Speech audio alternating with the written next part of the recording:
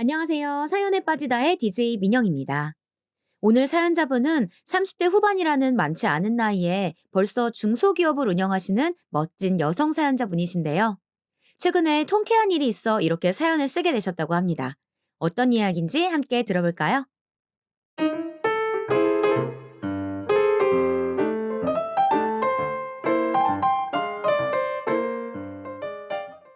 안녕하세요. 37이라는 비교적 늦은 나이에 결혼하여 이제 1년 정도 지난 새색시입니다. 제가 이렇게 결혼이 늦어진 데에는 지금 하고 있는 일에 대한 욕심이 컸기 때문인데요. 항상 일밖에 모르던 제 일상 속에 소소한 즐거움을 준 이 사연들 때문에 저도 한번 제 얘기를 들려드리고자 합니다. 우선 저는 그리 부유하지도 그렇다고 모자라지도 않은 평범한 집안에서 태어나 부모님 사랑을 듬뿍 받아 자라온 무남 동녀 외동딸이었어요. 그렇기에 항상 누군가를 대할 때 자신감이 넘치는 편에 속했답니다. 그 점은 제법 장점이라고 하면 장점이고 단점이라고 하면 단점에 속하게 되더라고요. 항상 이성적이고 현실적이며 계산적인 성격 때문에 누구보다 자기 주장이 센 편이었고 그러다 보니 고집도 세고 제멋대로인 경향이 있었어요. 그래서인지 처음 일을 시작해 회사를 들어가 일을 배우는데 제 성격의 벽에 부딪히게 되더라고요. 그래도 저를 사회에 맞출 수는 없으니 사회에 저를 맞추려 노력했어요. 그렇게 8년을 한 직장에서 악을 쓰고 버텨 젊은 나이에 꽤나 높은 위치까지 올라갔었어요. 첫 3년까지는 몇 번을 관둘까 여러 번 고민도 해보고 전혀 수평적이지 못한 조직사회에 쓰디쓴 참맛도 보았었죠. 하지만 좋아하는 일에 대한 열정은 누구보다 좋았고 남들보다 더 노력하여 그 자리까지 올라설 수 있었습니다. 어느새 저는 회사 내에서 알아주는 지나친 워커홀릭이었으니까요. 그렇게 긴 직장 생활을 끝내고 경력을 토대로 제 전공을 살려 사업을 시작했어요. 적은 자본금에 비해 첫 사업은 생각보다 좋은 성과를 낳았고, 그렇게 시작부터 성공인가 싶었지만 첫 술에 배부르랴라는 말이 있듯 처음부터 만족하기란 어려운 일이더라고요. 제 지나친 욕심에 일을 더 크게 벌리게 되었고, 그게 큰 화근이 되어 결국 첫 사업은 실패로 막을 내렸답니다.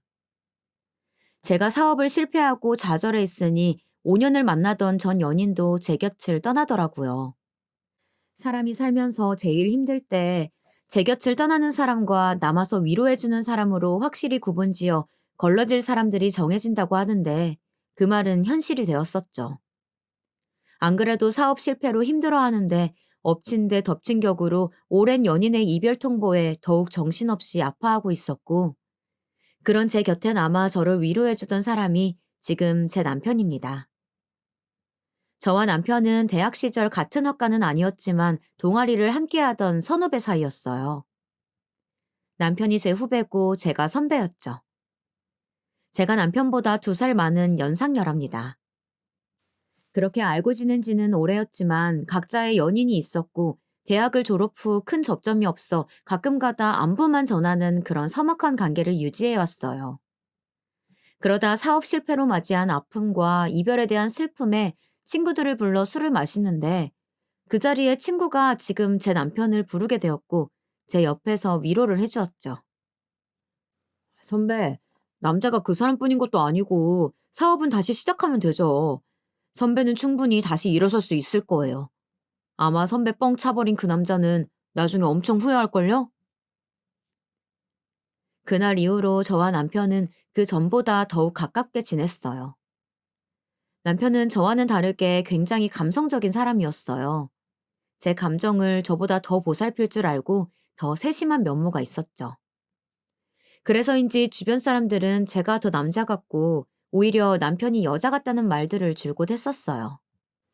저도 그렇게 느낀 점이 많았고요. 그래서 서로에게 더 끌렸는지도 몰라요.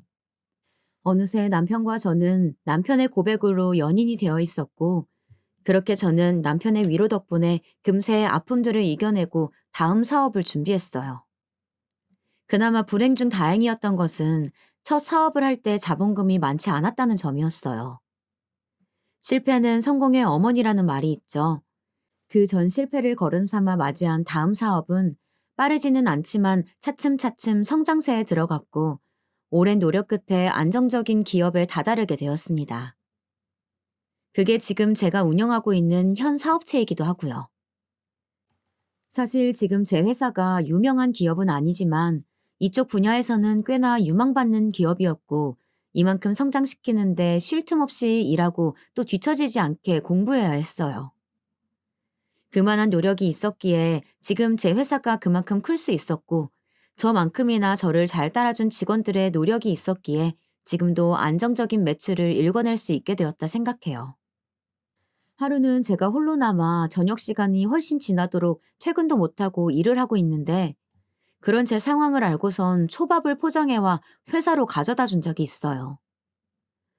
짠! 늦게까지 밥도 못 먹고 혼자 일한 데서 근처에 소문난 초밥집에 줄 서서 포장해 왔어.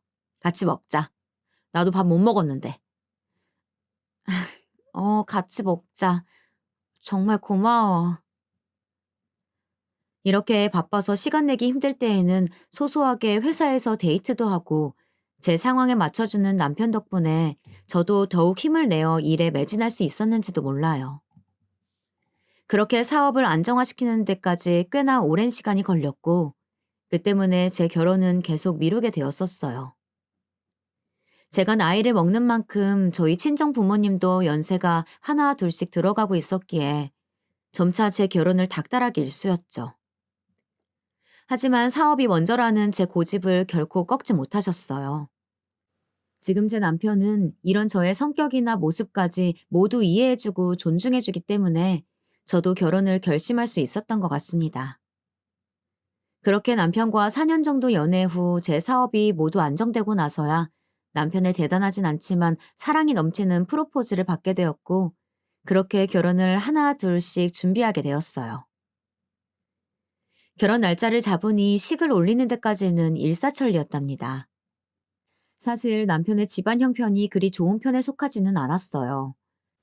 몇 년 전 시아버님은 암으로 세상을 떠나셨고 평생 전업주부로 사셨던 시어머니는 그 후에도 다시 일을 할 생각이 없이 두 아들들의 용돈과 나라에서 나오는 연금으로 지내고 계십니다. 살아생전 아버님이 남겨두신 유산과 그 집에 살면서 말이에요. 그 전에 어떠한 삶을 살아오신 건지 자세하게 알지는 못하지만 시어머니는 허영심과 욕심이 가득하신 분이셨어요. 처음 결혼을 결심하고서 시어머니께 인사를 왔을 때에는 그저 수다스럽고 웃음기 많은 모습이 평범한 동년배 아주머니들과 같겠거니 생각했는데 결혼을 준비하니 슬슬 본 모습이 보이시더라고요. 남편은 연년생에 형 한 분을 두고 계셨고 형 또한 아직 미혼이었기에 제가 시집 갈 때쯤에 첫 며느리를 맞이하셔서인지 저에게 바라는 점이 많아 보였어요. 혼수는 어떻게 할 거니? 혼수요? 그래. 내 혹시 몰라서 기본적인 것들만 넣어서 목록을 한번 써와봤다. 내 친구들 보니까 며느리가 시집 오면서 시댁에도 가구나 가전제품 하나씩 바꿔주고 한다더라. 이번에 내 친구 하나도 최근에 며느리가 시집 오면서 김치냉장고 하나 놔뒀다고 엄청 자랑하길래 우리 집에 놓을 김치냉장고도 하나 써놨으니 그리 알고 그리고 예단은 사돈네가 알아서 잘 해오리라 믿지만 얘기를 들어보니까 요즘엔 현금으로도 주고 그런다던데 아니면 금도 좋고 보석도 좋은데 어떻게 준비 중인지 얘기는 들은 게 있니? 혼수라니. 사실 신혼집을 남편이 마련한 것도 아니었고 오히려 제가 더 많이 냈으면 많이 냈지 남편이 보탠 금액은 제가 낸 금액에 비하면 한참 모자랐기에 시모의 말은 형평성에 어긋났죠. 예단도 자식을 볼모로 이득을 취하려는 게 아닌 이상 서로에게 부담되지 않게 적정선에 금액을 맞추어 진행하는 게 좋다고 생각하였고 저는 또 이런 일에는 참지 않고 뱉어내는 성격이어서 하나하나 콕콕 집어가며 답했습니다. 어머니, 죄송하지만 저희 신혼집은 제가 거의 70% 정도 부담했고요. 성훈 씨는 계약금 정도만 냈었어요. 예식장이나 그 외 부대 비용도 제가 더 많이 부담하고 있고요. 그래서 집안 가구와 물품들은 성훈 씨와 각각 반반씩 부담하여 내기로 미리 말을 맞춰놓은 상태예요. 친구분처럼 어머님 집에 김치냉장고 놔두리는 것은 문제가 되지 않지만 그걸 너무 당연하게 말씀하시는 것은 아니라고 생각합니다. 그리고 예물이나 예단은 양가 측과 협의하에 적정선 금액에 맞추어 준비하는 게 좋지 않을까 생각하는데 어머니 의견은 어떠세요? 그래야 각자 부담이 덜하지 않을까 싶은데요. 제 말에 시어머니는 당황한 듯 말을 버벅이며 말하시더라고요. 그래, 아가. 아, 네가 나이가 있어서 그런가 말을 아주 똑부러지게 하는구나.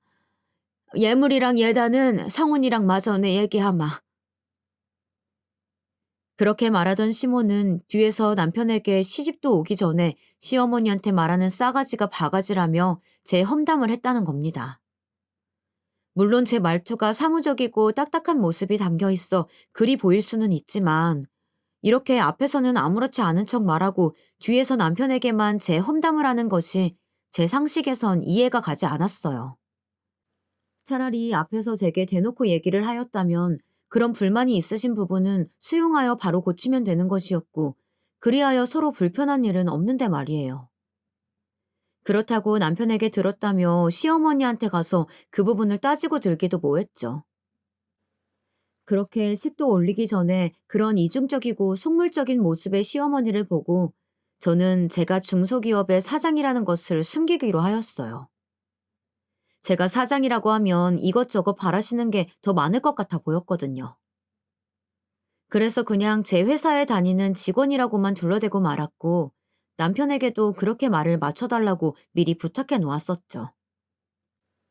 그리고 그날부터 제가 시집을 가고 난 뒤에도 시어머니는 이중적인 면모를 계속이 보여주었어요. 항상 제 앞에서는 별말 없다가도 그렇게 뒤에서 남편에게 제가 마음에 들지 않는다며 나이도 많은 것이 기가 센 것 같다고 험담을 하기 일쑤였답니다. 몇 년 전 시아버님과 사별 후 홀로 키워낸 아들이기에 장가를 보내니 욕심이 있을 수도 있고 바라는 것도 많을 수 있으리라 생각하기로 스스로 다짐하였고 저도 시어머니에게 말투 부분도 최대한 너그러이 하려 노력하며 행동에 있어서도 최대한 예의를 갖추고 대하고 있었습니다. 그것이 당연한 도리이기도 하니까요. 결혼한 지 얼마 지나지 않아 시어머니의 생신날이었어요. 사실 제 하루하루는 직원들과의 회의와 거리차와의 미팅, 그리고 기한서 올라오는 것들을 확인하여 결제해주는 등 매일같이 바쁜 나날들인데다가 주말에도 회사에 나가 밀린 결제 서류들을 처리해야 했어요. 그래도 시집가고 맞이한 시모의 첫 생신날이기에 그날만큼은 하루 쉬기로 맘먹었죠. 시간이 금이던 제게는 쉽지 않은 결정이었어요. 그렇게 생일 전날부터 바쁘지만 시간을 쪼개 평소보다 일찍 퇴근하여 시어머니의 생신상을 차리기 위해 미리 재료들을 사왔고 생신 당일에는 꼭두 새벽부터 일어나 미역국과 불고기 등 여러 음식들을 준비했습니다. 요리 실력이 썩 좋은 편은 아니었지만 레시피를 하나하나 읽어가며 정성스레 준비해왔어요. 간을 살짝 보았는데 그리 나쁘지 않더라고요. 그렇게 도시락통에 옮기고 나선 남편과 함께 시댁으로 향했어요. 국과 반찬이 식지 않게끔 빠르게 도착해 싸온 음식들을 꺼내서 한 상 가득 차려놓으니 그럴싸해 보였고 남편도 바쁠 텐데 이렇게 엄마를 챙겨주어 고맙다고 말해주었죠. 어머님의 반응도 남편과 같으리라 생각하곤 어머님을 부르니 제 예상과는 다른 반응을 보이더라고요. 요즘에 누가 생일상을 집에서 먹는다고 뭐 이런 걸 다 준비했니? 일단 생각해서 해왔으니 맛있게 먹으마. 근데 이왕 했으면 그릇에라도 옮겨 담지. 도시락통 그대로 내놓는 사람이 어디 있어? 그리고 설마 이게 다인 거야? 뭐 케이크나 선물은 없는 거니? 이 와중에 저와 남편의 손에 뭐라도 더 들린 게 없나 살피는 시모가 정말 속물처럼 느껴지더라고요. 사실 저녁은 나가서 한우집 예약을 해놓았고 케이크도 그때 가서 보려고 미리 사놓지 않았죠. 선물도 백화점 상품권을 준비해두긴 했지만 이런 식의 반응을 보이니 회의감이 들더라고요. 정성스레 준비한 밥상은 별로이고 오로지 물질적인 것에만 눈을 돌리는 시어머니의 모습에 실망이 컸죠. 그런 제 모습을 남편도 느꼈는지 나서서 중재하더라고요. 엄마도 참, 이 사람이 생각해서 어제부터 장 봐오고 오늘 새벽부터 일어나서 엄마 준다고 음식 다 준비한 건데 그냥 예쁘게 생각하고 먹어줘요. 그리고 이 사람 원래 주말에도 출근해서 일하는데 오늘 엄마 생신이라고 겨우 일 빼고 온 거란 말이야. 아니, 그 회사는 무슨 주말에도 일을 시킨다니? 이름 들어보니까 유명한 회사도 아니고 작은 중소기업인 것 같더만. 이래서 작은 회사일수록 일을 더 많이 시킨다고 하는가 보다. 내 친구들이 나보고 며느리 무슨 회사 다니냐고 물어보면 내가 대답을 못해요. 내 친구들 얘기 들어보니까 중소기업은 뭐 얼마 돈도 안 준다면서? 그럴 거면 그냥 때려쳐라. 우리 성훈이는 너랑 다르게 대기업 다녀서 네가 일 안 해도 충분히 먹고 살지 않겠니? 시어머니의 말에는 뼈가 있었어요. 남편은 대기업을 다니고 저는 중소기업에 다니니 그냥 때려치라는 말을 서슴지 않게 내뱉는 모습에 겉으로만 사람을 판단하는구나 싶었고 도통 표정 관리가 되질 않았어요. 그래도 나름 침착하게 대답했죠. 어머니, 기업 크기도 중요하지만 그 기업의 발전 가능성도 보고 함께 성장이 가능한지 봐야 한다고 생각해요. 돈은 성우 씨 못지않게 벌고 있으니 너무 걱정하지 마세요. 주말에 나가는 것도 제가 좋아서 나가는 거고요. 저는 겨우 호호호 하며 웃어 보였고 제 말에 시모의 표정은 급격히 어두워졌죠. 그런 분위기를 살폈는지 남편이 나서서 말했어요. 그래요, 엄마. 우리 일은 우리가 알아서 해요. 그리고 저녁에는 나가서 외식해요. 이 사람이 괜찮은 한우집에 예약해뒀어요. 한우? 그래, 알았다. 한우라는 말에 그제야 표정이 풀리는 시어머니였어요. 그렇게 차린 밥상을 다 먹고 난 후에 정리를 하고 있는데 아주버님이 웬 여자를 데리고 들어왔어요. 아주버님이 결혼할 사람이라며 어머니 생신이기도 하고 겸사겸사 데리고 온 것이었죠.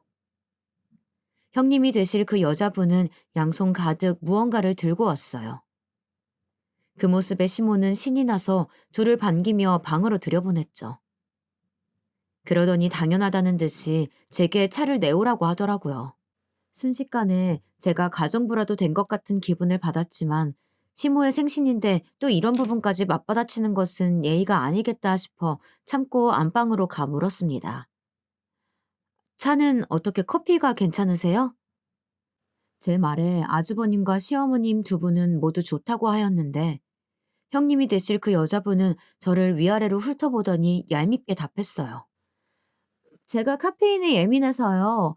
커피 말고 녹차를 부탁할게요. 아, 너무 뜨겁지 않게 온도 조절 부탁드려요. 벌써부터 제게 기싸움이라도 하겠다는 건지 여기가 카페도 아니고 온도 타령하는 그 모습에 몇 마디 나눠보진 않았지만 그 사람의 됨됨이가 보이더라고요. 저는 벌써부터 마음에 들지 않는 예비 형님을 뒤로하고 애써 웃어 보이며 알겠다 말하곤 방문을 닫고 주방으로 향했어요. 방 안에서는 뭐가 그리 즐거운지 제 앞에선 들려주지 않던 시모의 웃음소리가 끊이질 않았고 형님이 될 그 여자분도 호호호 거리며 꽤나 분위기가 좋아 보였죠. 커피 두 잔과 녹차 한 잔을 남편이 꺼내준 찻잔에 담아 쟁반에 받쳐 안방으로 갔어요. 안방 앞에선 어찌나 목소리가 쩌렁쩌렁한지 시어머니의 말들이 다 들려왔죠. 아이고야, 대학 교수라니. 어쩐지 공부 잘했을 것만 같았어요. 부모님이 너무 좋아하겠네. 딸아이가 이렇게 잘 자라줘서 말이야. 예비 형님이 대학 교수라는 직업을 가졌다는 사실을 물어보지도 않아도 알 수 있었죠. 저는 문을 두어 번 두드려 놓고 한 뒤 각자 자리 앞에 찻잔을 내려놓았어요. 그러더니 예비 형님은 저 보란 듯이 뒤에 숨겨두었던 쇼핑백을 건네며 말하더라고요. 어머님, 이거 별거는 아니고 오늘 생신이시라고 해서 백화점 가서 하나 사봤어요. 마음에 드실지 모르겠네요. 그러자 시어머니는 입이 귀에 걸리듯이 환하게 웃어 보이며 저 보란 듯이 큰 목소리로 말하시더군요. 어머나, 이런 거 안 사와도 되는데 말이야. 대학 교수라서 그런가. 누구랑은 다르게 센스가 넘치네. 그러곤 쇼핑백 안에 물건을 꺼내 보이더라고요. 쇼핑백만 봐도 명품인 것이 눈에 보였죠. 박스를 둘러싼 리본을 풀어헤치니 그 안에는 색이 노란색과 빨간색으로 이루어진 강렬해 보이는 스카프가 나왔어요. 어머님 취향을 몰라서 제 취향대로 골라봤는데 어떻게 괜찮으세요? 딱 봐도 시어머니의 취향과는 동떨어진 색상의 스카프였고 시모도 그 스카프를 위아래 뒤집어 보더니 애써 억지 웃음을 지어 보였어요. 색이 곱네요. 잘 쓸게요. 고마워요. 누가 봐도 마음에 들지 않는데 괜히 하는 말처럼 들렸죠. 영혼이라곤 찾아볼 수 없는 기계식 리액션이었어요. 저는 시어머니의 반응에 이만 안방을 나와 참아온 웃음을 터뜨리고 말았답니다. 제가 갑자기 웃어대자 남편도 궁금했는지 왜 그리 웃는 거냐며 묻더라고요. 저는 아까 안방에서 있었던 일들을 말해주니 남편도 웃으며 말했어요. 예비 형수를 센스 넘친다고 칭찬했다가 낭패봤네. 진짜 센스 넘치는 건 당신처럼 원하는 물건 알아서 살 수 있게 상품권이나 현금으로 주는 게 더 센스 있는 건데 말이야. 남편의 말이 맞았어요. 거칠이나 직업만으로 그 사람을 판단하는 시어머니에게 좋은 교훈이 되었으면 했어요. 하지만 사람은 쉽게 변하지 않는다는 것을 뒤늦게 깨달을 수 있었죠. 그렇게 몇 분의 시간이 더 흘러 시어머님과 아주버님, 그리고 예비 형님까지 모두 나왔어요. 그럼 저는 이만 들어가 볼게요. 예비 형님은 고개 숙여 인사했고 시모는 아쉬웠는지 그런 예비 형님을 붙잡았죠. 아니 왜요? 오늘 둘째 애가 나 생일이라고 한우 고깃집을 예약했다던데 좀만 이따가 같이 가서 저녁 먹지. 그러자 아주버님이 곤란해하는 예비 형님을 대신해 답했죠. 에이, 엄마도 참, 이 사람 논문 준비로 바빠서 들어가 봐야 돼. 그럼 나 이 사람 좀 데려다 주고 올게. 그래, 그렇게 해라. 그럼 조심히 들어가요. 그렇게 시모는 예비 형님에게 인사했고 저와 남편도 다음에 또 뵙자는 말로 인사를 했어요. 아주버님과 예비 형님이 떠난 지 얼마 지나지 않아 시모는 선물로 받은 스카프를 들고 오며 저와 남편에게 말하더라고요. 아니, 이 색상 좀 봐라. 이렇게 튀는 색상을 도대체 무슨 옷에 입으라는 건지 원. 대학 교수식이나 돼서 이리 패션 감각이 없다니. 아휴, 이것 좀 봐라. 나한테 어울리냐? 급기야 그 스카프를 둘러대고는 저와 남편에게 묻는 시모였죠. 저는 애써 웃음을 참아가며 답했어요. 글쎄요. 어머님 평소에 입으시는 스타일과는 많이 다른 것 같기는 한데요. 정 마음에 안 드시면 백화점 가서 다른 디자인으로 바꿔오세요. 아휴, 나도 그러고 싶은데. 아니, 이걸 굳이 상견례 자리에 하고 오란다. 그렇다고 가서 바꾸기도 뭐하고. 아휴. 결국 혀를 차보이는 시어머니였어요. 그 모습을 보고 있자니 그렇게 앞에서는 웃어 보이더니 예비 형님이 가자마자 흉을 보는 게 어쩐지 제가 결혼한다고 왔을 때도 이렇게 남편에게 흉을 받겠구나 싶더라고요. 이후 저녁 예약 시간대에 맞춰 함께 한우 고깃집에서 식사를 하였고 잠시 근처 베이커리에 들려 케이크를 사들고 온 남편이 식당에 양해를 구하고선 케이크에 초를 켜고 축하 노래를 불렀어요. 그 순간만큼은 볼을 붉히며 소녀처럼 고맙다고 말하는 시모가 아까 본 그 사람이 맞나 싶더라고요. 초의 불이 다 꺼진 뒤에야 저는 가방 안에 들어있던 봉투를 꺼내 건네주며 말했죠. 어머님, 생신 축하드려요. 이거 대단한 건 아니고 백화점 상품권인데 가서 평소에 사고 싶었던 물건이나 드시고 싶었던 거 있으시면 친구분들이랑 가서 드시라고 넣어봤어요. 그제야 입이 찢어지게 웃어 보이던 시어머니는 봉투를 받고는 그 안을 살피며 말하더라고요. 어머, 뭐 이런 걸 다 준비했어. 상품권이라니. 역시 세아가 네가 나이가 있는 만큼 센스가 좋긴 하구나. 아, 근데 50만 원이네? 나는 100만 원권 정도는 들어있을 거라고 생각했는데. 얘, 50만 원으로 어떻게 사고 싶은 것을 사고 친구들을 데리고 맛있는 것을 사 먹니? 적어도 100만 원권 정도는 되어야 네 말대로 하지. 아휴, 난 또 말을 또 휘황찬란하게 하길래 100만 원은 들어있는 줄 알았더니 김만 샜네. 뭐 그래도 잘 쓰마. 처음엔 잔뜩 기대한 얼굴로 봉투 안을 살피던 시모는 상품권 액수를 보더니 실망한 기색을 드러내 보이시더군요.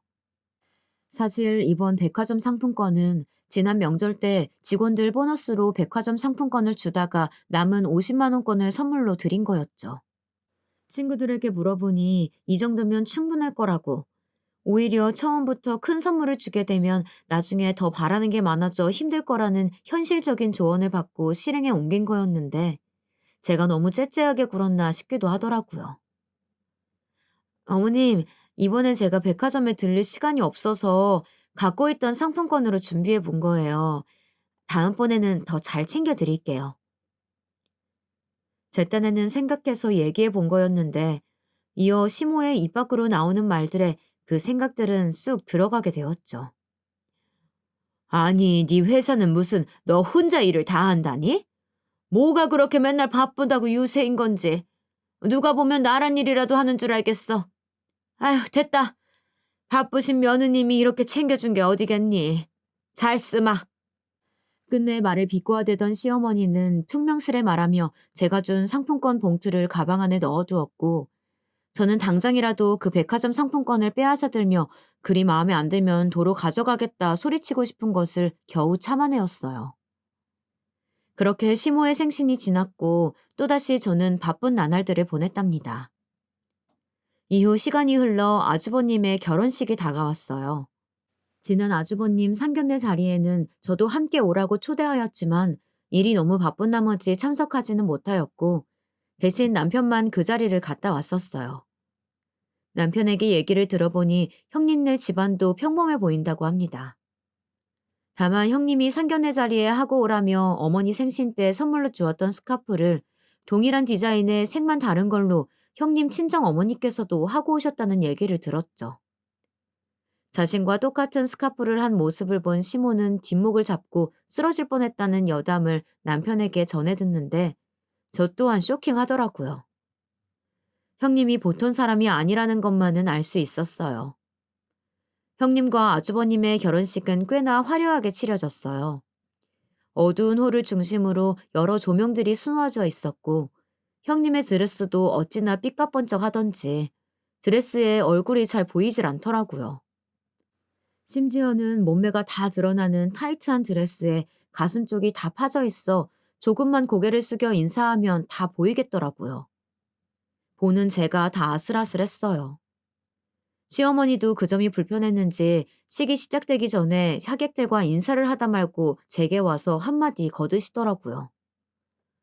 얘 아가, 신부 대기실에 있는 네 형님 웨딩드레스 봤니? 아니 쟤는 무슨 생각으로 저런 드레스를 입은 건지 내가 다 남사스러워서 원. 대학 교수라는 것이 생각이 있는 건지 없는 건지 알 수가 없다. 누가 보면 술집 여잔 줄 알겠다니까. 내 친구들도 한 번씩 보더니 다들 뭐라고 하더라. 드레스가 너무 야시시한 거 아니냐고. 내가 다 창피해서 뭐라 말도 못하겠고. 아휴. 끝내 혀를 차대며 제게 형님의 흉을 보는 시어머니는 그 말을 끝으로 하객으로 온 자신의 지인들에게 다가가 인사하였어요. 이번만큼은 시모가 흉을 보는 게 어쩐지 이해가 가더라고요. 그런데 무슨 일이 있었던 건지 그렇게 뒤에서 형님 흉을 보던 시모가 형님이 신혼여행을 다녀온 이후부터 태도가 완전히 달라지셨어요. 아주버님네가 신혼여행을 다녀오고 얼마 되지 않았을 때 함께 외식하자는 말에 퇴근 후 형님이 예약했다는 한식집으로 갔어요. 늦지 않게 출발했다 생각했는데 퇴근 시간이라 그런지 차가 좀 막히더라고요. 부랴부랴 안으로 들어가니 이미 식구들은 자리에 앉아 있었고 저는 자리에 가 앉으며 늦어서 죄송하다는 말을 남겼어요. 그런데 이때다 싶었는지 꼭 먹이를 문 하이에나 마냥 저를 쏘아붙이는 시모였죠. 예, 제발 일찍 좀 다녀라. 무슨 그리 대단한 일을 한다고 오늘도 늦니? 이 형님은 예약도 하고 제일 먼저 와서 준비하고 있더라. 이 형님 좀 보고 배워라. 시어머니의 말 뒤로 형님이 얄밉게도 한마디 더 덧붙였죠. 에이, 어머님도 동서가 많이 바쁜가 보죠. 원래 중소기업일수록 일할 사람은 적고 혼자서 두세 명분의 일을 한다잖아요. 이해해 주셔야죠. 저는 결국 참지 못하고 제 억울함을 내뱉었어요. 오늘 늦게 온 건 정말 죄송하지만 정시에 퇴근했는데 금요일인데다가 퇴근 시간까지 맞물려서 생각보다 차가 더 많이 막히는 바람에 늦어진 거예요. 회사 일과는 무관하니 그 얘기는 꺼내지 말아주세요. 제 말에 형님 맞은편에 있던 시모는 제가 바로 앞에 서 있음에도 저에게 손가락질을 하며 어이가 없다는 듯 헛웃음을 지으며 말했어요. 이것 봐라, 첫째야. 둘째 얘가 이렇게 따박따박 대들면서 말대꾸를 한다니까? 무서워서 내가 무슨 말을 못하겠어. 갑자기 왜 저렇게 친해진 건지 갑작스러운 시모의 태도 변화에 의아했어요. 하지만 얼마 못 가 무슨 이유 때문인지 바로 알겠더라고요. 식당 직원들이 음식을 내오자 의자에 올려져 있던 가방에 혹여나 음식물이라도 떨어질까 노심초사하며 식탁 밑까지 의자를 밀어넣어 가방을 숨기는 것을 보고 알 수 있었죠. 형님이 신혼여행 선물로 명품백이라도 사다 준 것인지 평소에 못 봤었던 가방을 상점 모시듯 의자 위에 고이 올려두었더라고요. 제 옆에서 시모의 말을 듣고 있던 남편이 참다 못했는지 말을 거들었어요. 엄마, 그만 좀 해. 차가 막히면 늦을 수도 있지. 이 사람도 억울해서 한 말일 텐데 말대꾸라고 사람 바로 앞에 면박이나 주고. 그럼 이 사람이 뭐가 돼? 이제는 아들놈까지 나서서 난리네. 아들놈 키워봤자 소용없다더니. 남편의 말에 어이가 없다는 듯 헛웃음을 지어 보이던 시모는 이내 제 탓을 하기 시작하더라고요. 둘째야, 네가 내 아들놈한테 말대꾸하는 법 알려주기라도 한 거야? 평생 혼자 키워도 나한테 대든 적이 한 번 없던 놈인데 결혼하고 나니 물이라도 든 건지 저렇게 변했다. 이래서 사람을 잘 들이라고 하나 보다. 두서없는 남 탓에 너무 기가 막혀 말이 나오지를 않았어요. 다물어지지 않는 입을 그대로 할 말이 많은데 말문이 턱 막혀버린 탓에 우물쭈물하고 있으니 남편이 그런 저를 다독이며 나온 음식들을 먹어보라고 제 손에 수저를 쥐어주더라고요. 전 그렇게 밥이 입으로 들어가는 건지 코로 들어가는 건지도 모르게 식사를 마쳤어요. 식사를 하는 와중에도 형님과 시모는 바로 제 앞에서 면박을 주기 일쑤였죠. 동서, 음식이 입에 안 맞아? 왜 그렇게 깨작거리면서 먹어? 이렇게 말하는 형님의 말에 시모가 덧붙였어요. 얘 그냥 내비둬라. 제가 원래 저렇게 입이 짧아서 밥을 세며 먹는다. 어느 집 복 나가게 하려고 꼭 고사라도 지내는 것처럼 마냥 제 밥 먹는 거 보면 내가 다 답답하더라고. 지금껏 겪어보지 못했던 치욕에 몸이 다 떨리더라고요. 맘 같아선 외식이고 뭐고 당장 그 자리를 박차고 나가고 싶었지만 어디까지나 가족들이고 그렇게 행동을 한다고 해서 다음에 안 볼 사람들도 아니기에 꾹 참았죠. 그날 정말 스트레스를 받았었던 건지 집에 오자마자 먹었던 음식들을 개원했답니다. 제가 그렇게 힘들어하는 모습을 바로 옆에서 지켜보던 남편이 제 등을 쓸어주며 먼저 얘기를 하였어요. 여보, 오늘 우리 엄마랑 형수님 때문에 마음고생 심했지? 옆에서 지켜보던 내가 다 민망하더라. 왜 그렇게 사람을 앞에 두고 대놓고 면박을 주는 건지. 형 얘기 들어보니까 신혼여행 가서 형이 잠시 몸살을 앓아서 이틀 정도 누워있었고 형수 혼자 쇼핑을 다녔었는데 거기서 엄마 명품백 하나를 사왔다고 하더라고. 형이 같이 쇼핑을 갔었다면 뭐 그리 비싼 걸 사드리냐고 뭐라고 했을 텐데. 난 내 엄마가 그렇게 속물인 줄도 몰랐는데 이번에 나는 가방 사줬다고 돌변한 모습 보고 엄마한테 실망했어. 여보가 좀 그러면 다음부턴 그런 외식 자리에선 우리는 빠져도 괜찮아. 내가 잘 둘러대 볼게. 이렇게 제 입장에서 생각해보고 이해해주는 남편 덕분에 시댁은 몰라도 남편은 참 잘 만났구나라는 생각을 다시 한번 해보곤 하네요. 아니야, 괜찮아. 곧 아버님 기일인데 일 있다고 둘러대는 것도 한계가 있을 테고 가족인데 피한다고 달라질 건 없잖아. 내가 잘해볼게. 내 입장에서 생각해줘서 고마워, 여보. 남편에게 말한 대로 곧 있으면 시아버님의 기일입니다. 이번 시부의 기일에는 시모와 형님이 또 어떤 핑계로 저를 볶아댈지 걱정이 앞서더라고요. 그래서 이대로는 안 되겠다 싶어 고민한 끝에 내린 제 결정은 매달 드리는 용돈에 조금 더 보태어 드리는 거였어요. 아버님 기일이니 좀 더 보태서 제사에 쓰일 과일이나 음식을 사시라면서 말이에요. 저는 매달 드리는 용돈일도 아니었지만 제 사비를 용돈으로 드리며 전화로 이 사실을 말씀드렸어요. 어머님, 곧 아버님 기일이라 제사상에 올릴 음식들 사시는데 보태시라고 제가 용돈 좀 넣어드렸어요. 웬일이냐? 둘째 네가 그런 거를 먼저 신경 써서 용돈을 다 주고. 뭐 어차피 우리 아들이 번 돈으로 주는 거겠지만. 잘 쓰마. 어머님, 오해가 있으신 것 같은데 지금 드린 용돈은 제 사비로 드리는 거예요. 성우 씨 월급날은 아직 멀었고요. 짠순이 네가 무슨 바람이 분 거냐? 얼마를 넣었는지는 모르겠지만 유용하게 쓰마. 역시나 시모의 반응은 그저 시큰둥했어요. 아무리 그래도 짠순이라니 제가 지금껏 무언가를 뛰어나게 해드린 적은 없어도 남들 하는 만큼은 하고 있다 생각했는데 모순적인 그 말이 듣기가 거북하더라고요. 계속 통화를 이어가봤자 제 성질에 못 이겨 또 큰 소리를 낼까봐 그냥 알겠다고 말하고는 통화를 끊었죠. 그리고 시아버님의 기일 전날 제가 용돈으로 드린 금액을 확인한 건지 목소리 톤이 달라진 채 시모에게 먼저 전화가 왔어요. 어머, 둘째야. 내가 용돈을 지금 받지 뭐니. 이번 용돈은 생각보다 아주 넉넉하게 넣었더라. 진즉에 이렇게 신경 썼으면 얼마나 좋았니? 아무튼 둘째 네 덕분에 올해 제사는 좀 더 풍요롭게 음식들을 준비할 수 있겠어. 그리고 내일 아침부터 제사 음식 준비할 건데 회사 빼고 올 수 있지? 네 형님도 온다고 하니까 내일 10시까지 늦지 않게 오거라. 알겠니?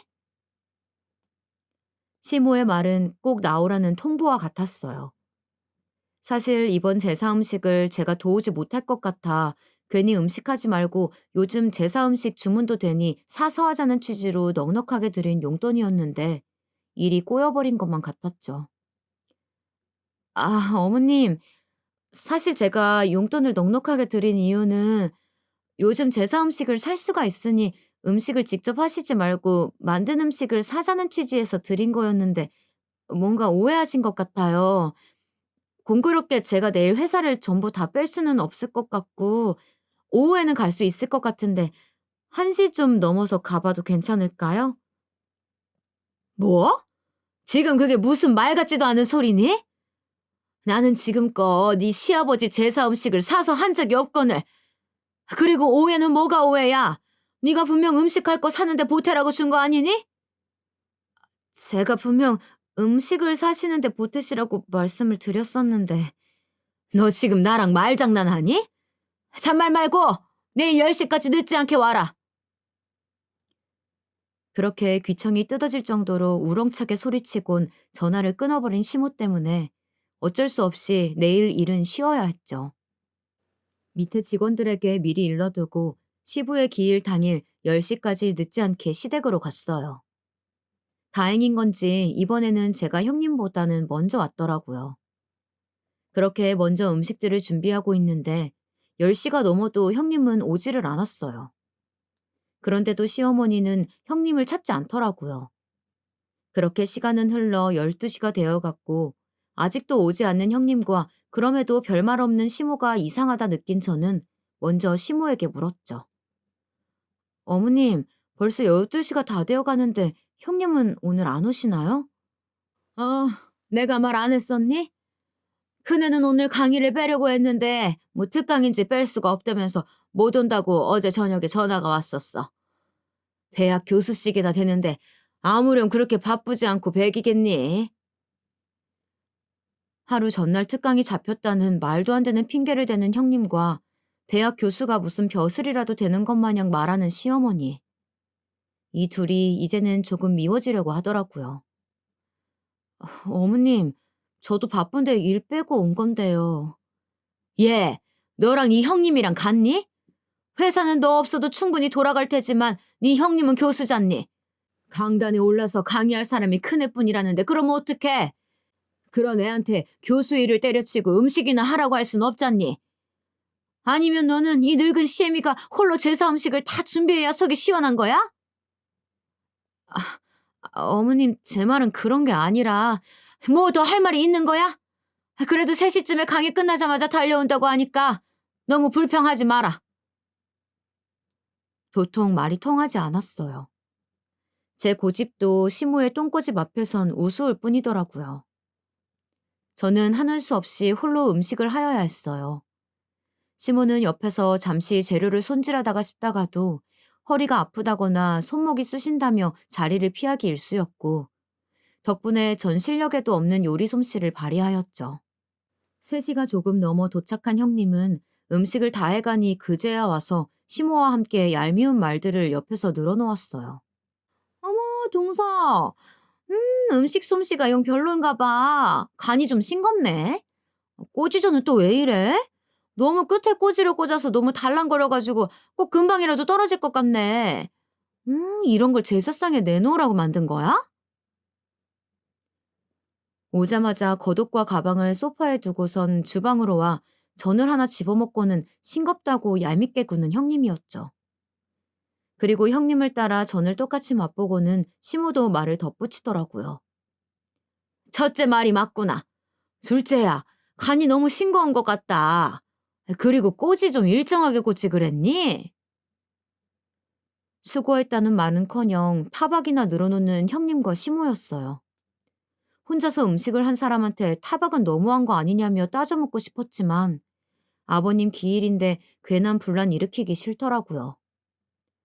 홀로 음식들을 준비하느라 진도 다 빠진 상태라 대꾸할 힘도 없었고요. 제가 별말이 없자 형님과 시모도 그냥 넘어가는 듯 했어요. 그렇게 시간이 흘러 아주버님과 남편도 퇴근 후 시댁에 왔고 제사 음식은 별도로 빼두고는 남은 음식들로 간단하게 저녁을 먹었죠. 그런데 음식을 맛보던 아주버님이 아까 간 보며 타박을 놀아놓던 형님과 시모와는 달리 감탄을 하며 말씀하시더라고요. 오늘 국이 너무 짜지 않게 잘 됐는데? 담백하니 돌아가신 아빠가 와서 맛봐도 좋다고 하시겠어? 아주버님에 이어 제 옆에 앉아있던 남편도 국을 한 입 떠먹어 보더니 아주버님과 같은 반응을 보였어요. 정말이네. 아빠가 살아생전에 딱 이 정도로 알맞게 심심하니 담백한 국을 좋아했었지. 항상 엄마가 해준 국 드시면서 짜다고 했었잖아. 혹시 이거 당신이 한 거야? 그리고 제게 음식을 한 건지 묻는 남편이었어요. 사실 남편은 다 알면서도 일부러 모르는 척 묻는 거였죠. 제가 음식 준비를 끝내고 잠시 화장실에 가 있는 동안 형님이 강의 때문에 늦게 오느라 홀로 음식을 준비했다는 얘기를 남편에게 미리 메신저로 해두었었거든요. 그런데 남편의 말에 뻔뻔하게 그지없던 형님이 입을 놀리기 시작했어요. 다행히 서방님 입맛에도 맞으신가 보다. 그거 동서랑 저랑 같이 했어요. 형수님이요? 오늘 강의 때문에 늦게 오셨다면서요. 집사람이 혼자 음식 다 한 걸로 알고 있는데요. 남편은 뻔뻔한 형님의 거짓말에 속지 않고 있는 사실 그대로 저를 대신해 말을 해주었어요. 제가 미리 말을 해두길 잘했다는 생각이 들더라고요. 남편의 말에 얼굴이 새빨개진 형님은 말을 버벅이며 또다시 거짓말을 하였어요. 제가 그래도 오후에 와서 간 좀 보다가 너무 짠 것 같아서 물 좀 붓고 다시 끓인 거예요. 그래서 같이 했다고 말씀드린 건데 서방님이 뭔가 오해하셨나 보다. 형님, 왜 오늘 같은 아버님 기일날 거짓말을 하고 그러세요? 제가 음식 다 하고 나서야 오셔서 밥상에 숟가락만 얹은 게 다잖아요. 심지어 간도 싱겁다면서 타박하셨으면서 무슨 간을 다시 했다고 거짓말을 하세요?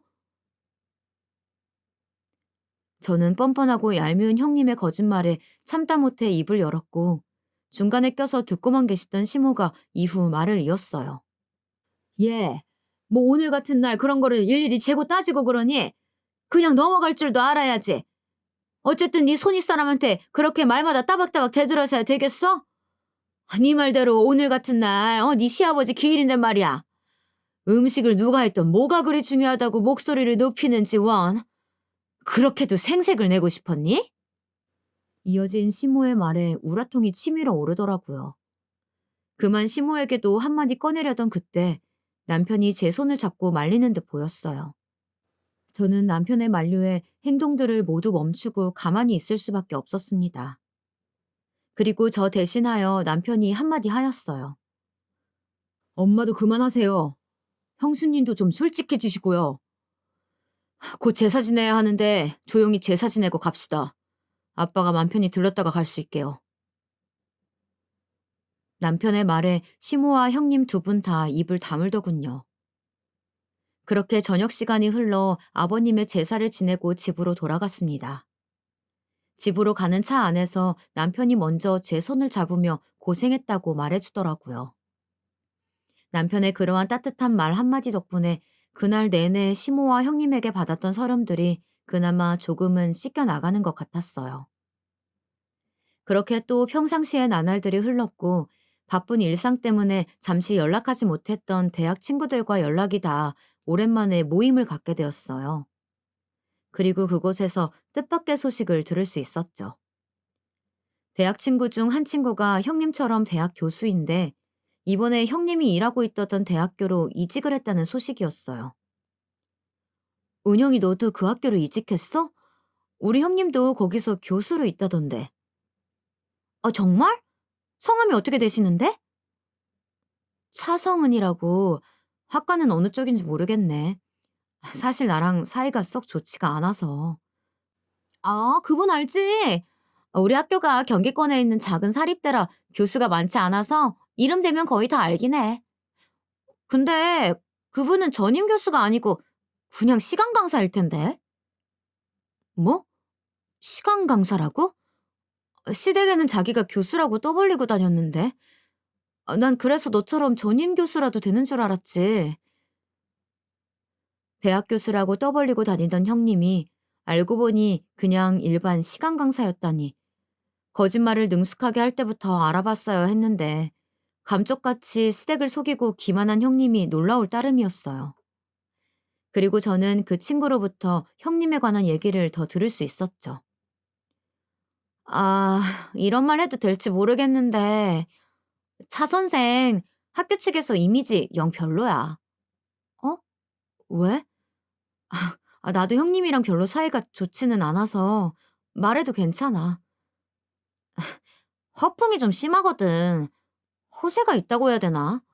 매일같이 명품을 걸치고 다녀서 집이 좀 사는 건가 했더니 글쎄 죄다 리플리카 제품이더라고. 뭐? 그럼 형님이 하고 다니는 명품 옷이나 가방이 짝퉁이란 말이야? 그렇다니까. 동료 교수 중에 그쪽으로 좀 빠삭한 친구가 있어.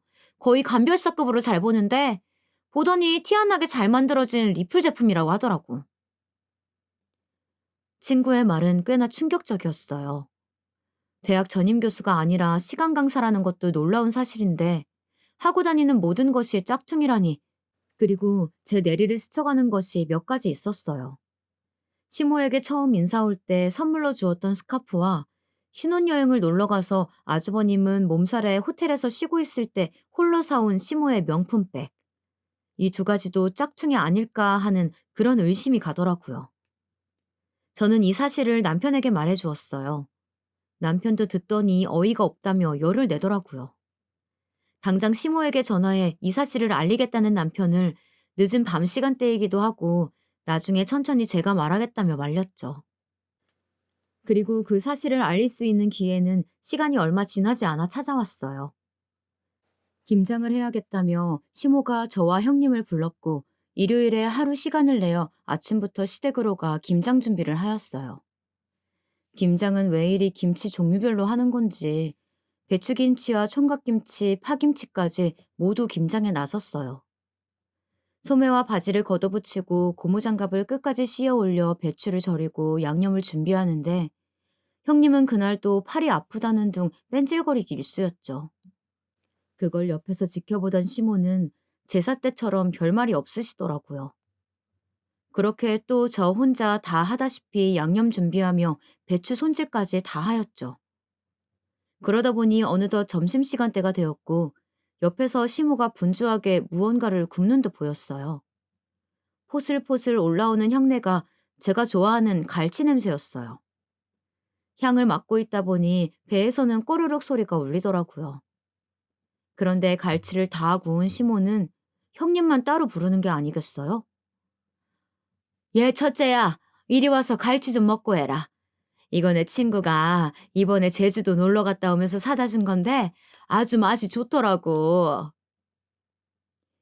형님도 시모의 말에 쫄래쫄래 주방으로 가더라고요. 어머, 어머님, 너무 맛있어요. 형님은 콧소리까지 내가며 맛있다 난리였고 그 옆에 시모는 살가운 친정엄마처럼 앞에서 생선살까지 발라주고 있었어요. 그리고 그치? 나도 엊그제 맛봤는데 아주 살이 통통하니 좋더라고. 아, 저 첫째야, 사실 말이다. 이 갈치를 선물해준 내 친구 딸내미가 아직도 취업이 안 돼서 엄청 고생을 한다나 봐. 첫째 네가 대학 교수라니까 혹시 주변에 아는데 취업시켜줄 수 있냐고 물어봐 달라던데 어떻게 아는 사람 좀 없니? 왜 그렇게 형님에게 살갑게구나 했더니 다 목적이 있었더군요. 형님에게 무언가 부탁할 게 있었더라고요. 시모의 부탁에 형님은 당황한 듯 보이더니 찾아보겠다 말하였고 저는 꼭 없는 사람 취급하는 시모에게 다가가 갈치의 가시를 발라주고 있던 시모의 손을 빤히 바라보며 제가 먼저 입을 열었어요. 어머님, 저는요? 그러자 시모는 저를 또 다시 개무시하며 말하더라고요. 너는 물에 밥이나 말아먹어. 더 이상 참지 못하겠던 저는 고무장갑을 벗어 그 앞에서 던져 보이며 소리쳐 말했어요. 어머님, 정말 너무하시네요.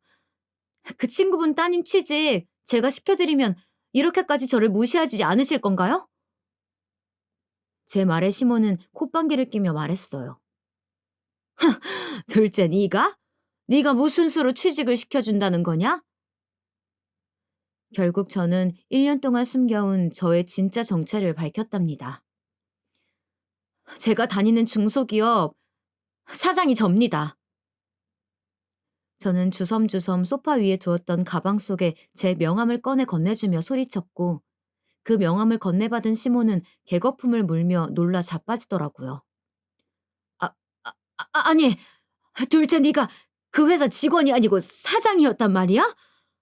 그런데 왜 그 중요한 사실을 지금껏 말하지 않았던 거니? 그리고 시모는 잠시 상황 파악이 된 건지 자빠진 몸을 일으키며 제게 묻더라고요. 저는 제가 중소기업 사장이건 직원이건 어머니께서 저를 편견 없이 봐주시길 바랬어요. 그리고 형님은 대학 교수가 아니라 대학교 시간 강사였다는 거 아시고 계세요? 형님은 시간 강사라는 말에 연신 기침을 하였고 시모는 그 말에 놀란 토끼 눈을 하고선 형님을 향해 이 말이 사실이냐고 소리쳐 물었어요. 그러더니 형님은 제가 사장이라는 걸 밝혔을 때보다 더 당황해하며 손사래를 치더라고요. 아니에요, 어머님. 동서, 무슨 그런 말 같지도 않은 소리를 하는 거야?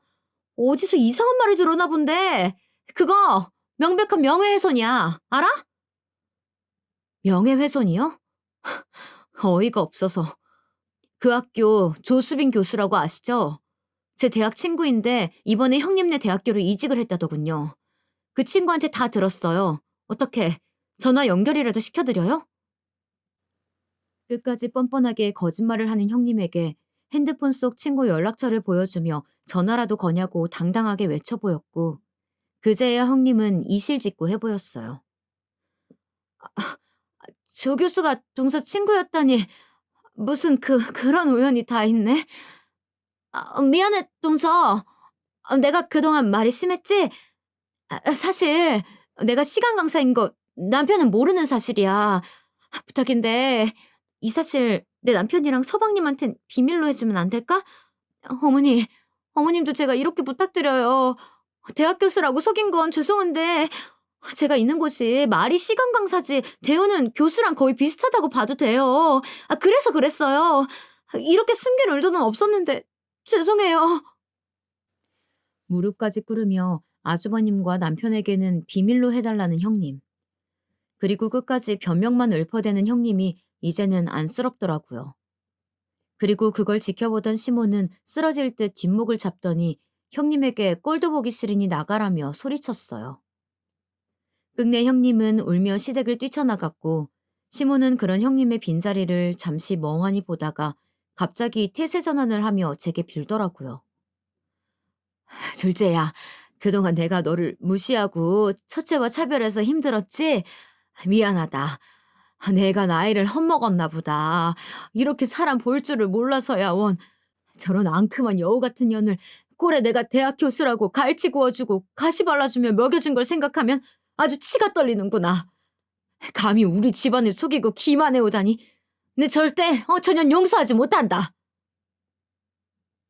그날은 명품 가방과 스카프에 관한 얘기까지는 차마 못하겠더라고요. 그 얘기까지 하면 정말 형님의 머리채를 잡아뜯을까 걱정이었죠. 그날 형님의 진짜 정체를 시모가 아주버님에게 전해주게 되었고 뛰쳐나간 형님은 시모의 전화 한 통에 다시 달려와 남은 김장을 혼자 모조리 해야 했어요. 그 모습이 이젠 애처로워 보이기까지 하더라고요. 보다 못한 제가 중간중간 도와주려 했지만 판세가 뒤집히니 시모도 180도 변했고 제가 고무장갑에 손이라도 대면 시모가 달려와 너는 지금껏 너무 일을 많이 했다며 그냥 쉬라고 저를 소파에 앉혀 보였어요. 그리고 그날 이후로 시모는 제게 그 누구보다 살갑게 대했어요. 저는 사실 그런 시모의 모습이 진짜 모습이라고는 믿지 않아요. 하지만 제가 사랑하는 사람의 엄마이고 가족이니 이런 모습도 그러려니 하고 넘어가자 하고 지내고 있어요. 그리고 제가 말한 대로 시모 친구분의 딸의 이력서를 전달받아 검토하였고 비록 뛰어난 자질이 돋보이진 않았지만 신입사원으로 잘 가르치면 괜찮겠다 싶었기에 제 회사에 채용을 하였죠. 그리고 명품 가방과 스카프에 관한 진실은 묻어두기로 마음먹었어요. 나중에 진실을 알게 되어도 본인이 감수하라는 뜻에서 주는 제 벌이었죠. 시모가 화려한 겉모습만 보기보다는 따뜻한 내면을 보는 그런 사람이 되기를 바랬으니까요. 현재 저는 여전히 바쁘게 살아가고 있습니다. 그렇게 바쁜 제 삶 속에는 여전히 따뜻하게 저를 보듬어주는 남편이 있고요.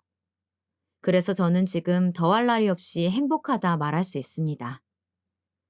그리고 아주버님과 형님은 지금 냉전 중이라고 해요. 얘기를 들어보니 형님이 아주버님에게 숨겼던 것이 몇 가지 더 있었나 보더라고요. 형님이 숨겨온 거짓말들이 한둘이 아닌 걸 알게 된 아주버님은 그 충격으로 잠시 별거하고 지내고 있다고 합니다. 최근에 남편에게 전해 들은 건데 아주버님은 그렇게 거짓으로 자신을 무장한 형님이 밉지만 또 한편으론 아직까지 형님이 마음속에 있다며 이런 형님과 계속 살아야 할지 아니면 끝내야 할지 고민 중이라고 털어놨다고 해요. 얘기들을 하나둘 쓰다 보니 길어졌네요. 이 사연을 읽으시는 분들은 누구보다 자신을 사랑하는 사람이 되어 저 형님같이 거짓으로 자신을 가리는 사람이 되지 않기를 바라며 이 사연을 마치도록 할게요. 지금껏 제 긴 얘기 들어주셔서 감사합니다.